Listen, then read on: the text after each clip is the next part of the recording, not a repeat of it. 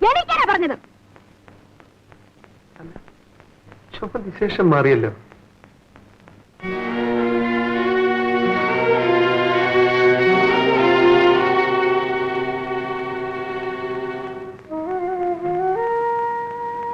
ഈ സൈക്കിൾ ചെയിനാണ് എന്റെ ആഭരണവും ആയുധവുമെല്ലാം.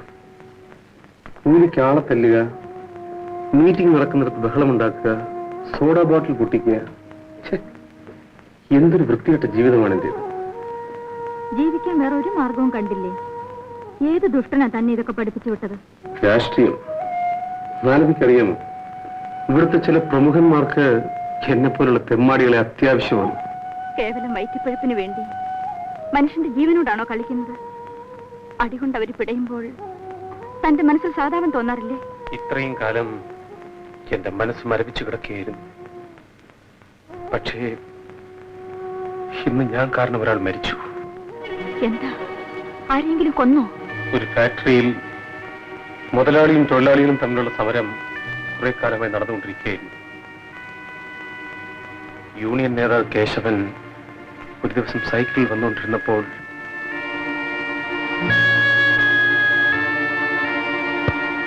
ഇപ്പോൾ സങ്കടപ്പെട്ടിട്ട് എന്താ കാര്യം? ചെയ്യുന്ന നേരത്തെ തന്നെ തെറ്റാണെന്ന് അറിയാമായിരുന്നെങ്കിൽ എത്രയോ പേരുടെ കൈയും കാലും ജീവനും ഒക്കെ രക്ഷപ്പെടുമായിരുന്നു. ഇനിയെങ്കിലും ഇതൊക്കെ ഒന്ന് നിർത്തൂ. എന്തെങ്കിലും കഴിച്ചോ? ഇവിടെ കഴിക്കുന്നോ?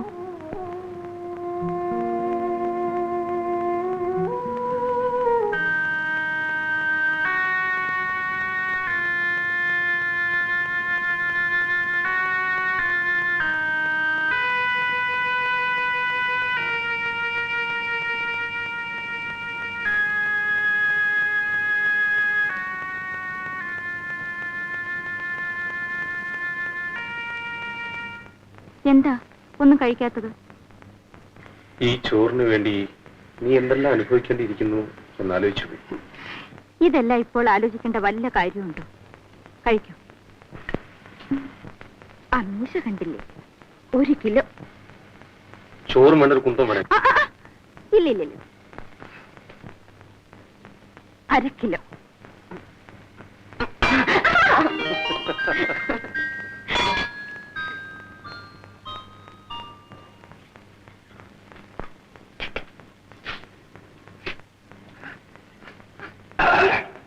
എന്തൊരു വൃത്തികെട്ട ശീലം. ഒരു മൂക്കുപ്പൊടി വല്ല കള്ളോ ചരയാണെങ്കിൽ പിന്നെ സഹിക്കാം. ഇതിന്റെ സുഗന്ധം നിനക്കറിയാം. ആട്ടെ, ഒരു കാര്യം ചോദിച്ചാ നീ പിണങ്ങോ? നീ എങ്ങനെ ഈ തൊഴിൽ വന്നുപെട്ടെ? കോളേജിൽ പഠിച്ച് ഡിഗ്രി എടുത്തു. വെറുതെ ചെളിയിൽ കൈയിട്ട് മുഖത്ത് തേക്കണോ? എങ്ങനെയാണെന്ന് അറിയാമെന്ന് വെച്ച് ചോദിച്ചാ? ആരോട് ചോദിച്ചാലും പറയും നമ്മുടെ ഈ സമുദായമാ. എന്റെ അച്ഛൻ മരിച്ചിട്ട് ദിവസങ്ങൾ പോലും ആയില്ല. എന്റെ അമ്മയ്ക്ക് തനിച്ചു കിടക്കാൻ വയ്യാതായി. ഒരു ദിവസം എന്നെ തനിച്ചാക്കിയിട്ട് അവരുടെ ഒരു കാമ്പന്റെ കൂടെ ഇറങ്ങിപ്പോയി. 16 വയസ്സേ അന്നെനിക്കുണ്ടായിരുന്നു. പക്ഷേ എന്നിൽ കണ്ട സ്ത്രീരൂപം പലരെയും ആകർഷിച്ചു തുടങ്ങി. അയ്യോ, എത്ര സഹതാപികളായിരുന്നെന്നോ എനിക്കുണ്ടായിരുന്നത്. പുതിയ അച്ഛന്മാര്, അമ്മാവന്മാര്, ചേട്ടന്മാര്. ഇന്നിതാ 6 കൊല്ലമായി സർവീസ് തുടങ്ങിയിട്ട്. 22 വയസ്സായി എനിക്ക്. ഉള്ളു തുറന്ന് സംസാരിച്ചോണ്ടാ ഉള്ള വയസ്സ് പറഞ്ഞത്. മറ്റുള്ളവരോട് പറയുന്നത് 18 10 രൂപയുടെ കൂടുതൽ കിട്ടുമല്ലോ. നീ എപ്പോഴെങ്കിലും ജയിലിൽ പോയിട്ടുണ്ടോ? ഒരു പ്രാവശ്യം. എത്ര കാലം മാത്രം കിടന്നു? 3 മാസം. പ്രതിക്കൂട്ടിൽ തലയും കുനിച്ച് നിന്നിരിക്കണം. ഞാനെന്തിനു തല കുനിക്കുന്നു? പിന്നെ തല കുനിച്ചത് ജഡ്ജിയായിരുന്നു.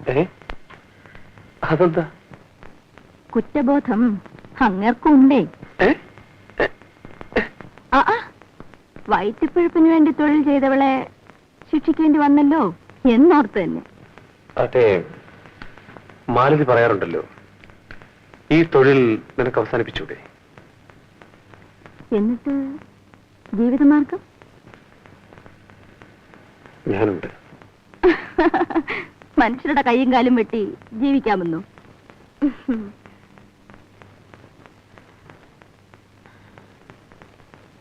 എപ്പോൾ പോലീസ് പിടിച്ചകത്താക്കുമോ ആവോ. എന്നിട്ട് ഞാനും കൂട്ടിന്.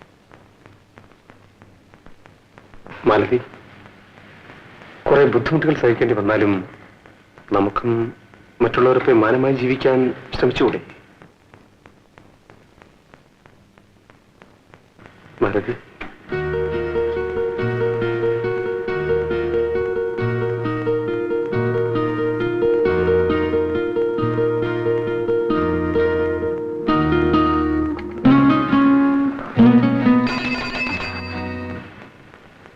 മാലതി, ശരി ശരി, പൊയ്ക്കോ. എന്താ മാലതി? ദയവ് ചെയ്തൊന്ന് പോകൂ. എന്റെ പഴുപ്പ് മുട്ടിക്കാതെ, എന്റെ മനസ്സിലിട്ട് കുഴിക്കാതെ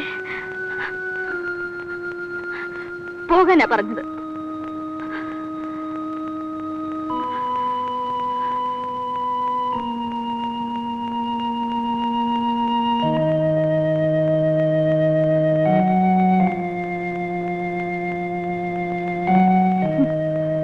എന്റെ ഡ്യൂട്ടി സമയം. ഇപ്പോൾ വന്ന് എന്തൊക്കെയോ തത്വങ്ങൾ സംസാരിക്കുന്നു. मालू, अरे मालू, तुम कहाँ है? उधर है. बैठ जा. बारू बारू, तो बारू. നിങ്ങൾ ഹോസ്പിറ്റലിലെ നെക്സ്റ്റ് മാതിരിയാണ്. क्योंकि मेरा जैसा आते हो के सेवा करता है. എന്താണ് സേട്ട്, പണ്ടൊക്കെ മാസത്തിൽ ഒരിക്കലായിരുന്നു. ഇപ്പൊ കൂടെ കൂടി ഇങ്ങോട്ട് വരുന്നുണ്ടല്ലോ. വീട്ടിൽ പഴക്കാണ്. മാത്രമല്ല നമ്മളുടെ മനസ്സ് മൾട്ടി. നമ്മൾക്ക് എന്താണ് ഒരു തെറ്റു? പല്ലു നമ്മൾക്ക് ഖേട. അതല്ലാതെ നമുക്ക് എന്താണ് ഒരു തെറ്റു? എന്നിട്ടും നമ്മളുടെ ബീവി വേറെ ആൾ കൂടെ ദോസ്തി കാണിക്കും. നമ്മളുടെ കയ്യിലെ പൈസ കൊണ്ട് ബീവി കൂടെ കാറിലെ ആരാംസെ പോകാം. ഇപ്പോ ഒറ്റയ്ക്ക് ആട്ടോയിൽ പോകുന്നു.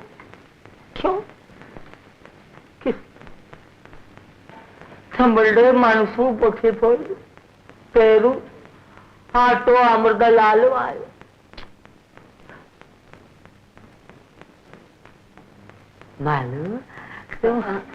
സേട്ട്, ഞാനിപ്പോ വരാം. मालू, तू जल्दी आओ ना.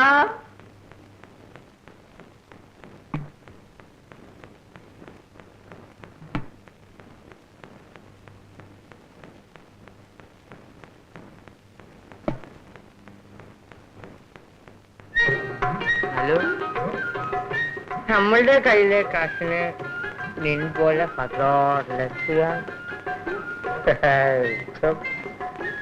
ഏകപത്നിപ്പെട്ട മതിയാ. അതുപോലെ ഏകവേശ്യാവുള്ള ഞാൻ. മാലു, മാലു, നീ നമ്മളുടെ ഭാര്യയെക്കാൾ നല്ലതാണ്. ക്യോങ്കി നമ്മളുടെ മാർമേലെ കിടന്നു നീ നമ്മളെ ഓർക്കും.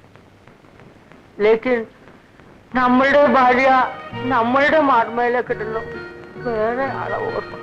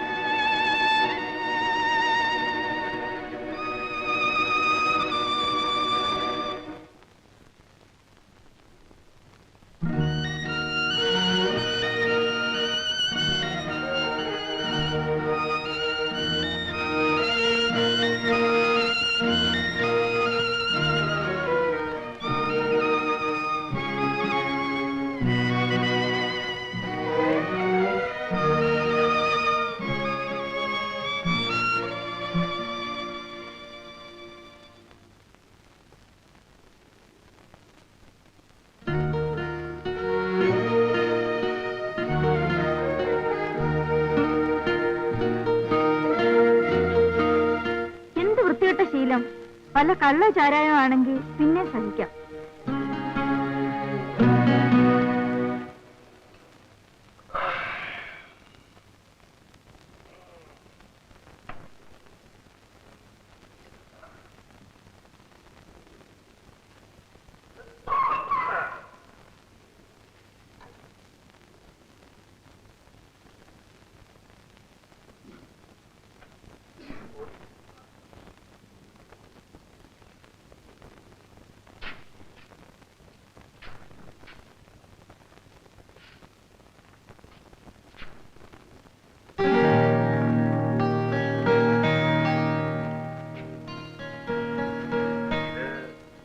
പോകാൻ മാത്രം വന്നതാണോ?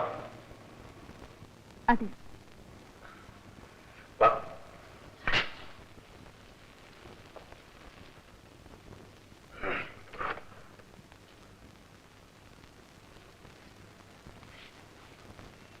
ഒരിടത്തി തരാനായി മാത്രമാണ് ഞാനിപ്പോ വന്നതെന്ന് പറഞ്ഞാൽ അത് കള്ളമാണ്.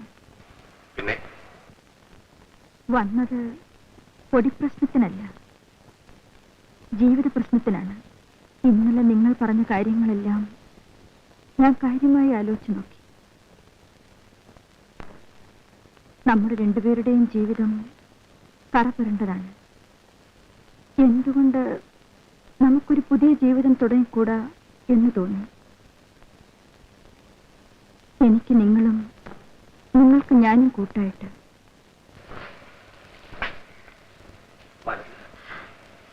പക്ഷേ ഒന്നുകൂടി ശരിക്കാലോചിച്ച് തീരുമാനിക്കേണ്ടത് നിങ്ങളാണ്. മീൻ കച്ചവടക്കാരുടെ മടിയിലുള്ള രൂപനോട്ട് കണ്ടിട്ടുണ്ടോ? അഴുക്കം പിടിച്ച് അരികെല്ലാം മടങ്ങി മടക്കെല്ലാം കീറി നാറ്റവുമായി. അതുപോലത്തോളാണ് ഞാനും.